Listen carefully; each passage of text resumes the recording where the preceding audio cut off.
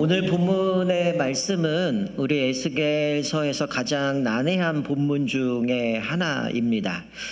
우리가 지난주에도 살펴봤지만 에스겔 37장에서는 이제 에스겔을 마른 골짜기로 데려가셔서 또 마른 뼈들을 보게 하시죠. 그것이 이스라엘을 상징한다라고 말씀하면서 하나님께서 한 목자 또 다윗의 왕조에서 나올 메시아를 통해서 이스라엘을 회복하실 것을 약속을 해 주셨습니다. 그리고 회복의 나라도 나라가 갈라진 게 아니라 통일된 나라로 살아갈 것을 말씀해 주셨는데 하나님께서 마지막 날에는 심판의 때가 이른다는 거죠. 그래서 하나님의 악의 세력들을 심판하신다라고 말씀하는데, 자, 오늘 본문 말씀 앞에 4절에 보니까 그 악의 세력을 대표하는 것이 어디냐? 곡왕이라고 얘기하죠. 그의 나라가 마곡이라고 얘기합니다.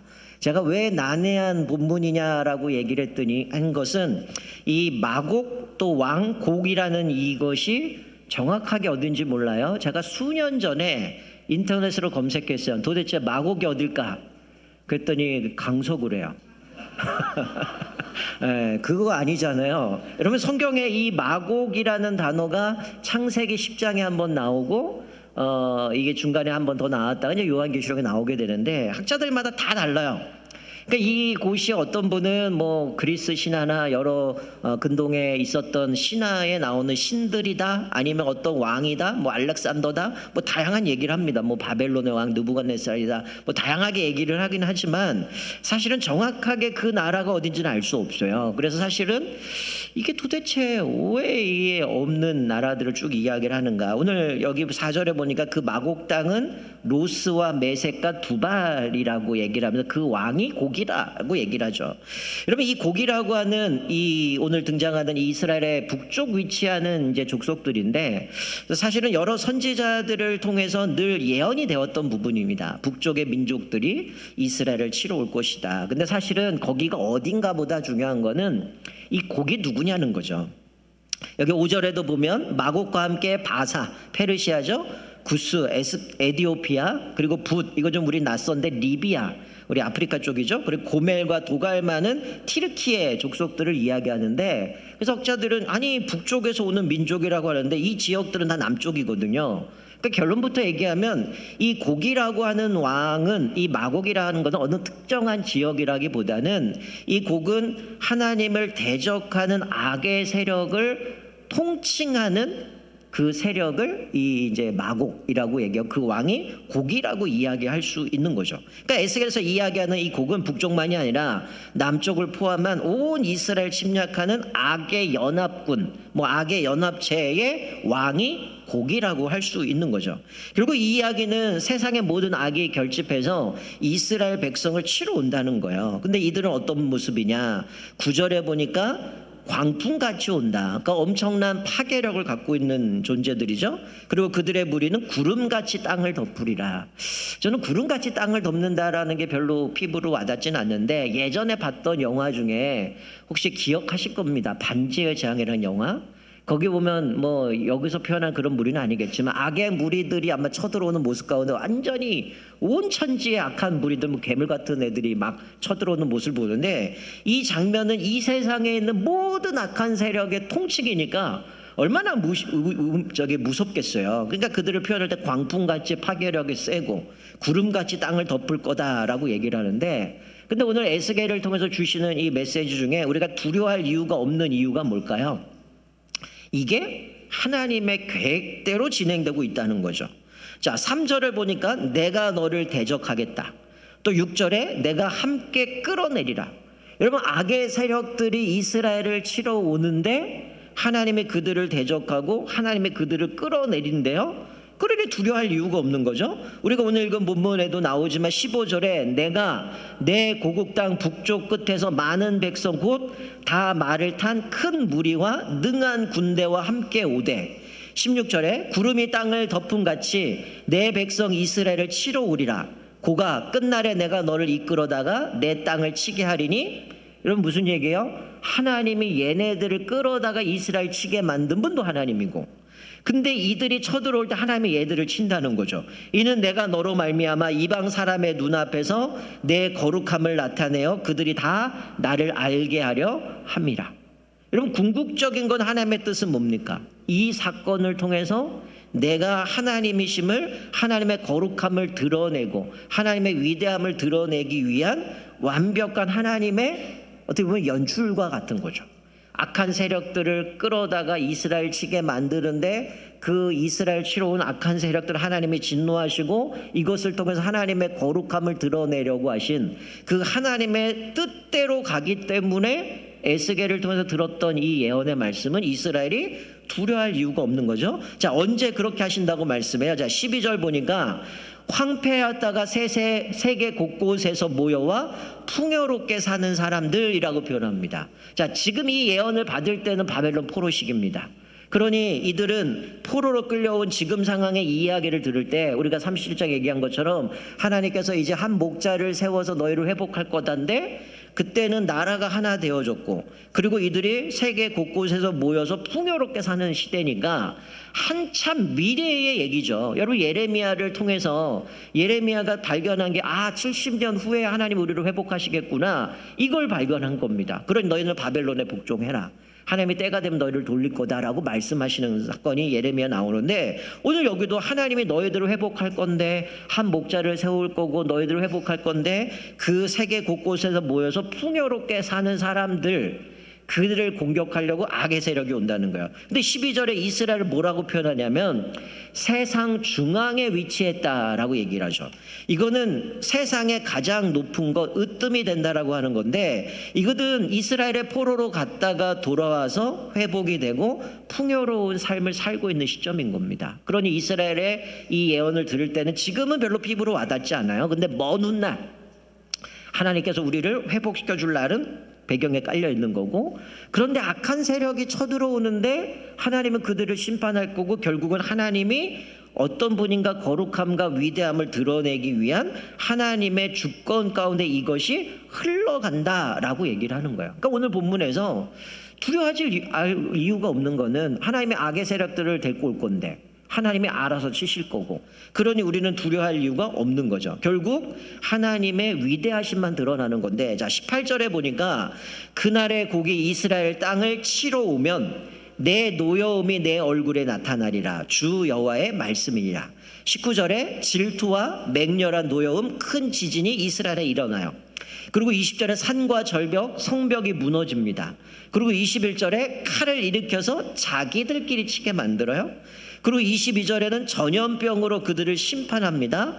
폭우와 우박덩이와 불과 유황으로 모든 무리와 그와 함께하는 백성들에게 비를 내리듯 내린다는 거야. 그 결과 내가 여러 나라의 눈에 하나님의 위대함과 내 거룩함을 나타내시겠다. 그래서 내가 여호와인 줄을 그들이 알리라 라고 말씀하죠. 여러분 이들은 쳐들어올 때 어떤 생각이 들겠어요? 스스로의 어떤 의지 아니면 자기들이 아까 전에 다 말 타고 강력한 군대라고 얘기했으니 자기들의 군사력으로 침략한다고 믿었겠지만 하나님의 말씀하신 거 보면 치밀한 계획의 성취라는 것. 내가 그들을 이끌 거고 그들이 쳐들어오면 내가 그들을 다 심판할 거고 그래서 내가 결국은 나의 거룩함을 드러낼 것이다 라고 말씀하는 거죠. 그러니 이 전쟁에 실패할 수밖에 없는 거죠. 악한 세력들은. 왜냐하면 그 일들을 통해서 하나님의 거룩함을 드러내시기 위함인 거죠. 자, 그런데 오늘 14절 16절에 보면 이스라엘 향해서 하나님이 표현하는 단어가 독특해요. 뭐냐면 내 백성, 내 땅, 내 백성 이렇게 표현합니다. 즉 무슨 얘기입니까? 이스라엘은 우리는 끝났습니다. 우리는 하나님 앞에 범죄했기 때문에 이런 징계를 받는 거고 회복 얘기하자면 우리는 불가능합니다. 안 됩니다. 라고 얘기는 하나님은 그들을 향해서 뭐라고요? 내 백성, 내 땅. 하나님의 애정이 담긴 표현으로 계속 하나님의 사랑을 보여주는 거예요. 그러니까 자기 백성을 보호하기 위해서 곡과 그 군대를 파괴하심을 통해서 하나님의 영광을 드러내고 여호와가 하나님임을 드러내신다는 거죠. 이 모든 것이 하나님의 계획대로 흘러간다라는 거죠. 우리가 볼 때는 아마 이 포로들이 봤을 때는 굳이 뭐하러 하나님이 그렇게 하시나? 그냥 쳐들어오기 전에 쳐버리시든가 하나님이 우리가 누군지를 사람들에게 그냥 드러내시면 되는데 왜 굳이 이렇게 하시나 라고 하는데 사실은 이 에스겔의 예언은 많은 선지자들이 얘기했던 소위 마지막 날 여호와의 날을 예언하는 겁니다. 즉 이게 지금 당장에 에스겔을 통해서 이스라엘이 포로에서 돌아가고 그러고 있을 일이 아니라 마지막 때가 됐을 때 하나님이 수많은 선지자를 통해서 얘기했던 여호와의 날인 거죠. 그 질투와 노여움이 원수들에게 임하는 날. 그래서 오늘 본문에도 칼을 부르는 날이라고 얘기를 하죠. 여러분, 새벽에 우리가 같이 살펴봤지만 39장에 가면 이 곡과 마곡에 대한 이야기를 쭉 구체적으로 기록을 하고 있는데, 여러분, 이들이 엄청난 악의 세력들이 이스라엘 치러 옵니다. 근데 그들이 한 손에는 활을 들고 한 손에는 화살을 들었는데 성경은 뭐라고 말씀해요? 왼손에 화살이 떨어뜨려 버리고 오른손에 화살을 떨어뜨려 버리고 한 발도 쏘지 못해요. 그래서 성경에 기록한 거는 이들이 떨어뜨린 무기만 치우는데도 7년이 걸립니다. 그리고 이들의 시체들을 치우는데 7달이 걸려요. 오직 여호와의 영광이 드러나는 날이 여호와의 날이다라고 말씀하는 겁니다. 수많은 무기를 갖고 왔는데 써보지도 못하고 싸워보지도 못하고 무너지는 모습을 보고 스스로 자멸하게 되고요. 그리고 온갖 자연 심판의 지진, 산이 무너지고 성벽이 무너지고 전염병으로 무너지고 하늘의 불 유황과 불로 이들을 심판해 가면서 결국 하나님이 이스라엘의 여호와이심을 드러내시고 하나님의 거룩하심을 드러낸다는 거죠. 여러분, 오늘 본문에서 우리에게 주시는 교훈이 뭡니까? 여러분, 지금 여기서 말씀하고 있는 건 전쟁의 목적이 아니에요. 그러니까 제가 앞에서 말씀드린 것 도저히 그 나라가 어디냐, 뭐 강서구냐, 어디냐, 이거 아니라는 거예요. 이 전쟁의 목적은 뭐예요? 하나님의 주권 가운데 이 역사를 주관하고 계신다는 거죠. 여러분, 특별히 세상의 중심에 이스라엘 백성을 세워놨는데, 여러분, 이들이 스스로 강해서 중심에 있는 게 아니죠. 이들의 세상의 중심인 이유는 하나님이 그들을 보살피기 때문에 세상의 중심인 거죠. 오늘 본문 말씀해 보니까 이들은 성벽도 없어요. 문도 없습니다. 그런 평안한 백성인데 악의 세력들이 쳐들어옵니다. 얼마나 시군죽 먹기겠습니까? 성벽도 없고 문도 없는데 가서 치면 당연히 우리가 이건 이길 수 있다고 생각했을 텐데, 이들은 자기들의 군대, 자기들의 무기, 자기들의 어떤 숫자, 힘과 전략을 가지고 당연히 이길 줄 알았는데 하나님은 뭐라고 말씀합니까? 내가 너를 대적하노라 라고 말씀하죠. 결국 곡의 군대가 무너지고 하나님께서 자신의 거룩함을 드러내며 온 열방에 하나님이 누구신가를 드러내는 거죠. 그러니까 이걸 보면서 이스라엘이 강하구나가 아니죠. 뭘 보여준 겁니까? 이스라엘의 하나님이 얼마나 주권적이신가. 그 하나님의 뜻대로 악의 세력들도 몰고 오지만 그들을 또 심판하시고 하나님이 이스라엘을 보호하시는 그 하나님이 누구신가를 만방에 알도록 하나님이 만들어 가신다는 거예요. 여러분, 여기서 깨닫는 게 뭘까요? 역사는 악의 세력이 역사의 마지막 장을 쓰는 게 아니라는 거예요. 역사의 장은 하나님이 쓰신다라는 겁니다. 그게 38장 39장을 관통하는 중요한 메시지가 에스겔을 통해서 보여주는 겁니다. 자, 우리 한 구절 성경 구절 한번 찾았으면 좋겠는데요. 자, 요한계시록 20장 말씀을 찾겠습니다. 신약성경 맨 뒤에는 419페이지입니다. 요한계시록 20장. 자, 이건 제가 일부러 자막을 안 준비했어요. 여러분 직접 눈으로 확인하시라고. 자, 요한계시록 20장은 소위 천년왕국에 대한 이야기를 다루고 있어요. 여러분, 우리가 천년왕국을 이야기할 때 목종학자들이 세 부를 얘기합니다. 전천년설, 후천년설, 무천년설을 얘기해요. 물론 전천년설에 이단이 주장하는 세대주의 전천년설이 있습니다. 그러니까 천년왕국의 주체가 교회냐라고 할 때는 역사적 전천년이지만 그게 유대인을 주체로 간다라고 하는 세대주의 전천년설인 거예요. 그래서 우리 가끔 우리나라에도 그 이단들이 있지만 뭐 백투더 예루살렘 가서 예루살렘이 회복돼야 된다. 자꾸 예루살렘 가는 사람들이 있어요. 자, 그런데 어쨌든 지금 제가 천년왕국을 이야기할 건 아니고, 자, 3절을 보시면, 자, 천년왕국 전에 어떻게 해요? 무적행의 사단이 어떻게 돼요? 던져버리죠. 무적행에 던져 넣어 잠그고 그 위에 임봉하여 천년이 차도록 다시는 만국을 미혹하지 못하게 하였는데, 자, 천년왕국 전에 마귀가 무적행에 갇힙니다. 그런데 그 후에 반드시 잠깐 노일이라. 이 시기가 언제입니까? 우리가 소위 지금 살아가는 시대를 교회 시대, 성령 시대라고 하는데 이 교회 시대 끝이에요. 즉 재림의 직전 시기를 이야기합니다. 자, 그런데 사탄이 세상 모든 백성 곡과 마곡을 미혹해서 종말 전쟁을 소집하는 내용이 오늘 본문 여기 7절에 나옵니다. 자, 7절에 보니까 천년이 참에 사탄이 그 옥에서 놓여 나와서 땅의 사방 백성 곧 곡과 마곡을 미혹하고 모아 싸움을 붙이리니 그 수가 바다의 모래와 같으리라. 여러분, 요한계시록을 해석할 때요, 요한계시록만 갖고는 해석이 안 됩니다. 다니엘, 요엘, 에스겔, 다른 성경들을 가지고 배경을 갖고 설명해야 되는데, 사실 요한계시록 20장의 이 7절 이후에 20장의 배경은 에스겔 38장, 39장, 40장을 배경으로 해서 이 말씀이 해석이 되어지는 거예요.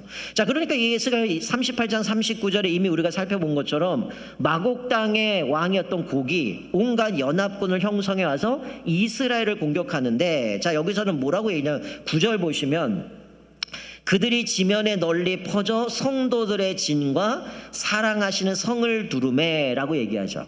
자, 에스겔에서는 이스라엘, 평안하게 있었던 이스라엘을 공격하는데, 이 요한계시록에는 성도들의 진, 사랑하시는 성이라고 얘기를 하죠. 여러분, 성도들의 진을 뭘 상징하는 겁니까? 구약의 이스라엘이 출애굽을 할 때 성막을 중심으로 동서남북으로 어떻게 했어요? 세 지파씩 진을 쳤죠. 바로 이건 구약의 공동체를 이야기를 하는 겁니다. 성이라고 하는 건 예루살렘 성을 이야기하죠. 나중에 이제 우리가 가야 될 천국을 새 하늘과 새 땅, 새 예루살렘이라고 얘기를 하는데, 지금 성도들의 진, 성도들의 그 거룩한 성을 공격한다라는 것은 달리 얘기하면 뭡니까? 하나님을 공격하는 적대 행위라는 거죠. 즉 성도의 진, 성도의 그 거룩한 성이라고 하는 것은 뭐냐면 모두 다 교회를 상징하는 겁니다. 여러분, 하나님의 그 공동체 교회를 공격한다, 하나님의 백성을 공격한다, 하나님이 내버려 둘까요? 내버려 둘 수가 없는 거예요. 요한계시를 보여준 게 그거예요. 사단이 무정에 갇혔다가 천년이 차고 나서 풀려져서 이 마곡왕을 어떻게 해요? 미혹해서 전쟁하도록 악한 세력들 다 모아버리죠. 근데 하나님이 어떻게 합니까? 그들을 공격하시고 멸망시켜버리는 모습을 에스겔의 배경을 통해서 우리의 역사의 마지막 때를 말씀해 주고 있는 거죠. 그러니까 하나님의 교회를 전멸시키려고 했던 적들을 어떻게 해요? 반드시 심판하시기 때문입니다. 자, 그래서 10절 말씀에 9절 끝부분에 보면, 자, 성을 두루매 하늘에서 불이 내려와 그들을 태워버리고, 자, 좀 전에 우리가 에스겔에서 살펴봤던 것처럼 그 악한 마곡의 왕 곡이 온갖 연합체를 데리고 왔는데 지진이 나고 스스로 칼이 등장해서 서로 치고 자멸하고 하늘에 유황과 불이 떨어져 그들을 다 죽였다고 얘기하는데, 통일하게 말씀하죠. 하늘에서 불이 내려와 그들을 태워버렸다라고 말씀합니다. 즉 하나님의 백성들을 공격했던 원수들 다 소멸시켜버리는 모습을 보게 되죠. 그리고 10절에 이렇게 말씀해요. 또 그들을 미혹하는 마귀가 불과 유황못에 던져지니 거기는 그 짐승과 거짓 선지자도 있어 세세토록 밤낮 괴로움을 받으리라. 자, 이거는 뭡니까? 결국 예수님이 재림하시고 우리가 성경에 표현하는 예수님 말씀하신 것처럼 예수 믿는 사람들은 생명의 부활로 부활하지만 악한 사람은 심판의 부활로 일어나서 심판을 받고 결국 유황과 불에 있는 그 불못에 던져서 죽는 거 아닙니까? 사단이 불못에 던져서 영원한 심판을 받게 되고, 뿐만 아니라 거기에 나오는 짐승과 거짓 선지자, 즉 사단의 수종자 되었던 그 사람들, 거짓 선지자들이나 또 짐승의 표를 받았던 불신자들이 불못에 던져 죽음을 당하게 되는 역사의 마지막 끝에 있을 모습을 보여주는데, 지금 여기 이 곡과 마곡을 미혹한다라고 얘기하는 거, 우리의 마지막 때가 되면 사단이 풀려나게 되고 영적 전쟁이 일어난다는 거예요. 이거는 뭐 지금 우리가 나오는 것처럼 뭐 나라와 나라가, 민족과 민족이 전쟁이 일어나는 물리적인 전쟁을 얘기하는 게 아니에요. 이거는 영적인 전쟁을 이야기합니다. 자, 그런데 에스겔을 통해서 이 요한계시록을 보게 되면 이 구속사를 통한 하나의 청사진이 보여주는 거죠. 하나님께서 우리의 마지막 역사의 끝은 결국 하나님이 마지막을 장식하시고 결정을 내리시는 건데, 지금 이 북방의 연합군의 곡과 마곡은 무적행에서 놓인 사단이 미혹해서 이 연합체들이 이스라엘의 공동체를 공격했던 것처럼 성도들의 진과 사랑하는 성을 공격하는, 이건 전투하는 교회를 이야기를 하는 거죠. 그리고 불과 유황의 연합군을 심판하는데, 아까 제가 7년 동안 무기를 치웠다 그랬잖아요. 불태웠다 그랬잖아요. 하늘에서 불이 내려서 소멸하는 사탄을 영원한 불못으로 심판하는 모습으로 보는 거죠. 결국 사단이 불못에 던져짐으로 인하여서 이 모든 역사는 끝나게 되고 하나님의 택하신 백성들은 영원한 새하늘과 새 땅에서 영원한 천국에서 하나님의 은혜를 누리고 살아감을 보여주는 겁니다. 여러분, 여기서 보여주는 게 뭘까요? 이미 우리의 결말은 정해져 있어요. 예수님이 십자가에서 못 박혀 돌아가시고 죽음으로 끝난 게 아니라 부활하심으로 인하여 사단은 결정적으로 패배했습니다. 그러나 지금도 사단은 활동을 하고 있죠. 아직 무적행에 아까 말씀한 거, 이건 학자들마다 좀 해석이 좀 분분하긴 하지만 어떻게 천년왕국을 해석하냐에 따라 좀 다르겠지만 어쨌든 지금도 사단이 활동하고 있지만 우리가 분명히 기억하셔야 될 건 뭐냐면, 사단은 하나님이 허용하는 범위 밖으로 나갈 수 없어요. 지금 무슨 얘기? 하나님이 허락하는 범위 안에서만 활동한다는 겁니다. 여러분, 마치 무서운 개들은 입 막아버리고 묶어버리잖아요. 마치 사단은 묶여있는 존재와 같은 거예요. 여러분, 욥이 사단의 시험을 받을 때 어떻게 합니까? 사단이 와서 하나님 앞에 허락을 구하잖아요. 하나님이 허락한 범위 안에서 활동하잖아요. 너 목숨은 건들지 마.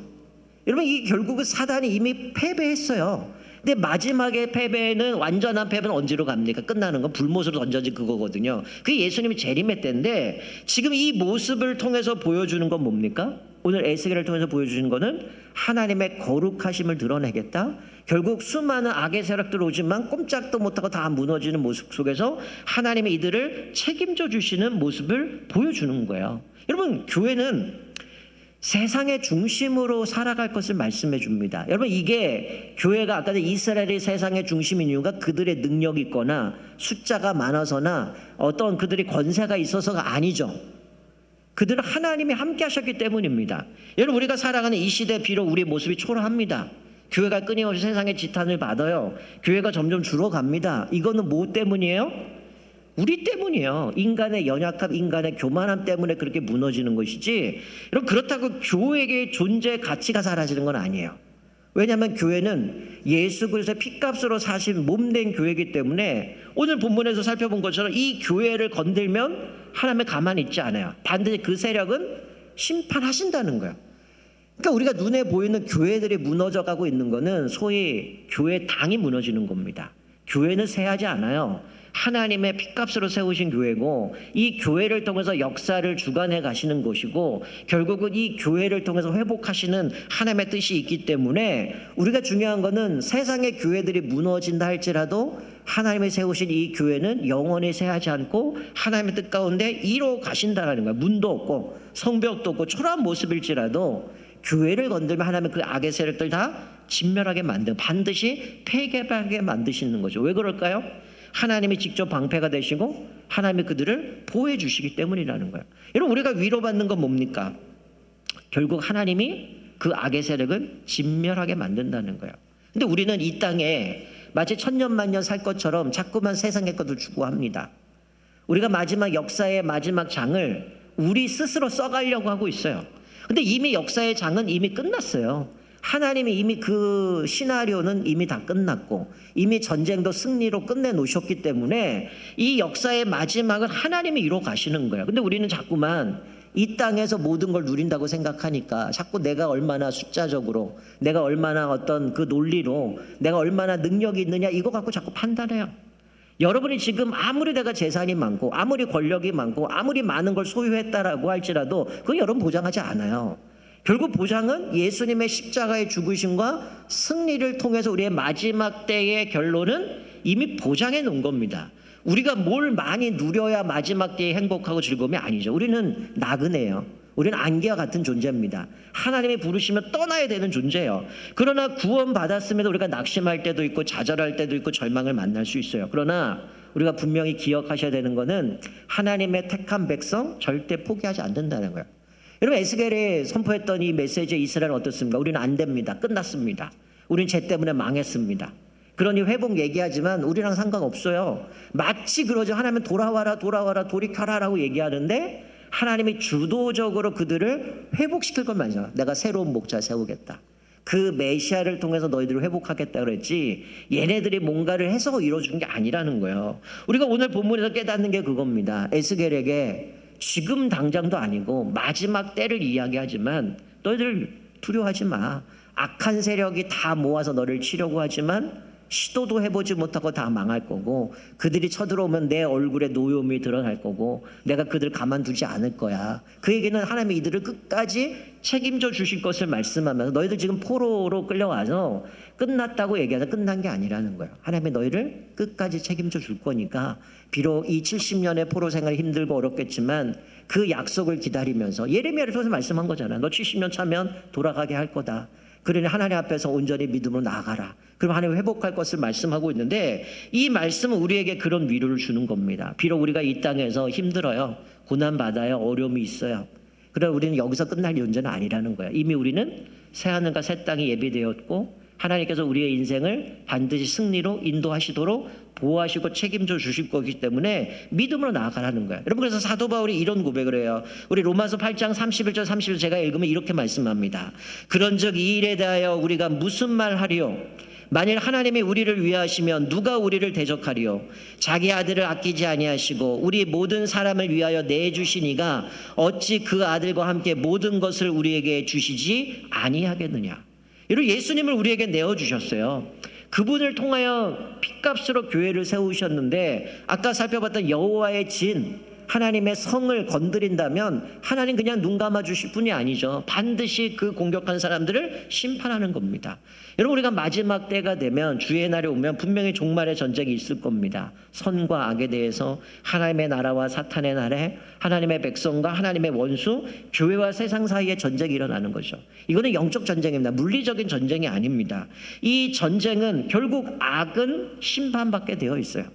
그리고 하나님은 우리를 승리를 약속하셨고 이미 보장해 주셨기 때문에, 비록 우리가 때로는 힘들고 어렵고, 아까 마치 살펴봤던 건 마귀가 풀려져서 미혹해서 우리를 괴롭히는지 모르지만, 그때에도 마지막에 역사의 장을 완성하시는 분은 하나님이시고, 이미 그 결론을 예비해 놓으신 그 하나님을 바라보면서 우리가 인내하면서 믿음으로 나아갈 때 반드시 우리가 그 승리를 누릴 수 있음을 말씀해 주고 있습니다. 저와 여러분은 때로는 우리 삶에 힘들고 어려움이 있지만 이미 우리는 승리가 보장된 사람들입니다.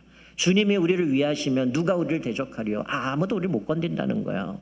우리는 자꾸만 현세적인 어떤 물질적인 복만 생각하니까 우리는 마치 손해나는 것 같고 뒤처지는 것 같지만 그렇지 않아요. 우리의 마지막은 지금 이 땅에서 누리는 건 아니잖아요. 결국 하나님 나라에서 우리가 어떻게 영원한 생명을 누리고 하나님을 예배하며 살아갈 것, 그것이 우리에게 가장 큰 복인데, 결국 이 땅의 악의 세력들은 결국 무너질 것이고, 하나님이 우리를 약속하신 그 천국 가운데 하나님의 놀라운 복을 누리고 살아감을 말씀해 주고 있습니다. 우리가 오늘 말씀을 기억하면서 이 에스겔을 통해서 내가 회복할 것이다, 하나님의 산 목자를 세울 거고 메시아를 통해서 그것을 이루실 것을 말씀하면서, 마지막 때가 되면 너희를 괴롭혔던 그 주변에 있는 모든 나라들, 악의 세력들은 다 멸망당할 거니 낙심하지 말고 좌절하지 말고 또 주님 앞에서 믿음으로 살아가라고 말씀하고 있는 거죠. 지금 우리가 한국교회가 많이 무너지고 또 많이 세잔해져 가고 있지만, 이 모습이 아니라 하나님의 영적인 전투하는 이 하나님이 세우신, 하나님을 믿음으로 고백하는 교회는 영원히 쇠하지 않습니다. 결국 이 교회를 통해서 이 땅을 회복할 것이고, 이 교회를 통해서 하나님의 나라를 완성해 가실 하나님의 그 은혜, 또 그 약속을 기억하면서 다시금 여러분의 세상의 소망이 아니라 하나님의 역사의 주인 되시고 역사의 장을 마무리하시는 그 하나님의 약속을 붙잡고 날마다 믿음으로 승리하는 저와 여러분 되시기를 주님의 이름으로 축원드립니다. 아멘. 우리 같이 한번 기도했으면 좋겠습니다.